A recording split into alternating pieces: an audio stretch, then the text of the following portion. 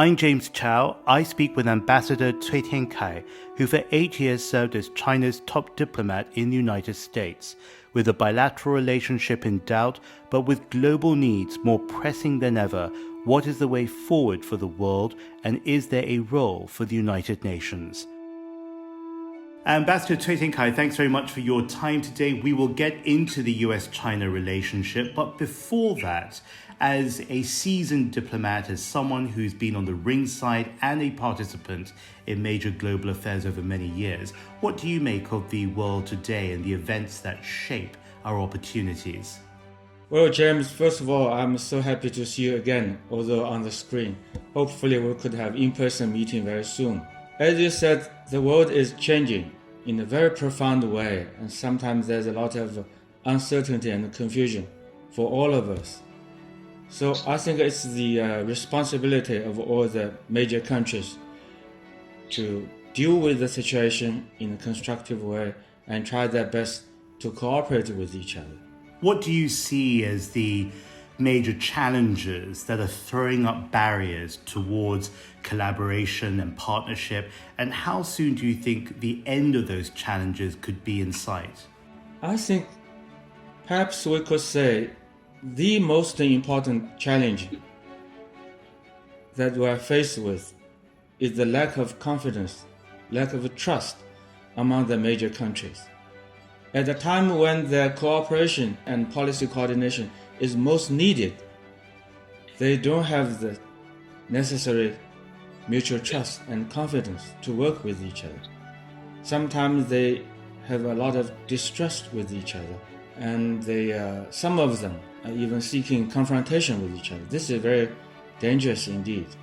What I'm concerned about is that this mistrust that you describe is destabilizing so much of our world today. And we have now come to a point where there are multiple stress points happening in parallel. Is there going to come a point when the planet can't take that pressure anymore and suddenly snap? The fundamental reason, if we may say, for such lack of confidence, lack of mutual trust, and indeed lack of cooperation, is that there's still very different views about what kind of a world we are living in today and what kind of a world we should build together for tomorrow. As far as China is concerned, we believe that, as President Xi Jinping said, we have to work together to build a community of nations for a shared future. And actually, that was the slogan for the Winter Olympics in Beijing last February, together for a shared future. But unfortunately, there are some other countries, although the number is not very large, but very important countries, they believe that they should still try to seek global dominance for themselves at the expense of the interests of other countries. Now they are starting confrontation or even wars here and there, and they advocate a so-called New Cold War. And you see all these things, and they are destabilizing not only the global security situation, but also the global supply chain. This is very dangerous. This is very challenging for all of us. Ambassador, I believe in the good, in the outcome and the potential of the United Nations, but with the General Assembly underway in New York, is the United Nations enough to cope with the challenges that we're discussing? Yeah, I think you are right. You mentioned the United Nations, and I'm glad you are going there. Actually, this is the moment when the United Nations is more needed than ever before, perhaps. And all of us have to work together to strengthen the UN system, to strengthen the international system with the UN at the core.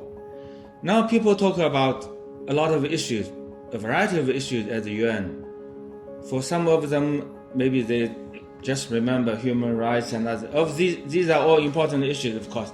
These are all important tasks for the UN. But if you read the UN Charter carefully, the very first sentence of the UN Charter is, "We, the peoples of the United Nations, determined to save the succeeding generation from the scourge of war, which has twice in our lifetimes brought untold suffering to mankind." So the UN was built on the very basis of the aspiration of a world people for peace. But unfortunately, some of the people, some of the leaders in some of the countries, or some of the so-called strategists in some of the countries have forgotten this historical lesson. Peace is the very basis for everything else. I'm James Chau. Keep watching for more interviews with Ambassador Cui Tiankai here on China-US Focus.